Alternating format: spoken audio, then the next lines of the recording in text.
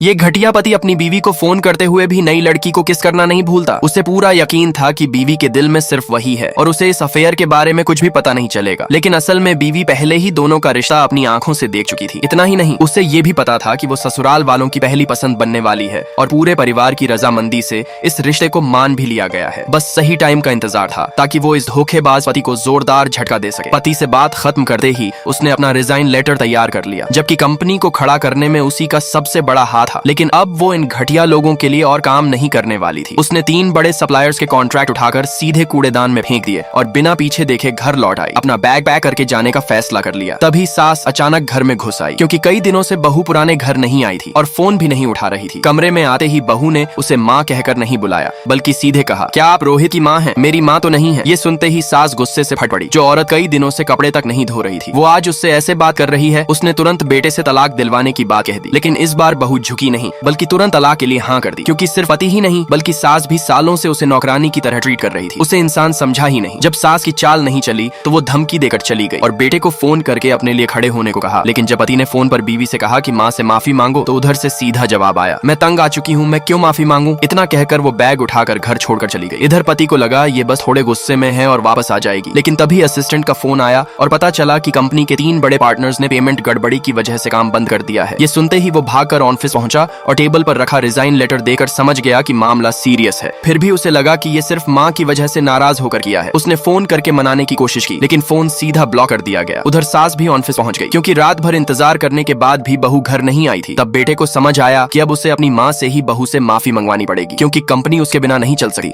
लेकिन फोन पर बहू ने साफ कह दिया कि उसने रिजाइन कर दिया है और अब उससे दूर रहे। तभी पति ने फोन छीनकर उसे वापस आने को कहा। इस बार उसने तुरंत मना नहीं किया, बल्कि शर्त रखी कि अगर उसे वापस चाहिए तो कंपनी के आधे शेयर उसके नाम करने होंगे, क्योंकि अब तक उसके पास कोई पावर ही नहीं थी। लाइक सब्सक्राइब कर देना, भगवान आपको बहुत खुशी देगा।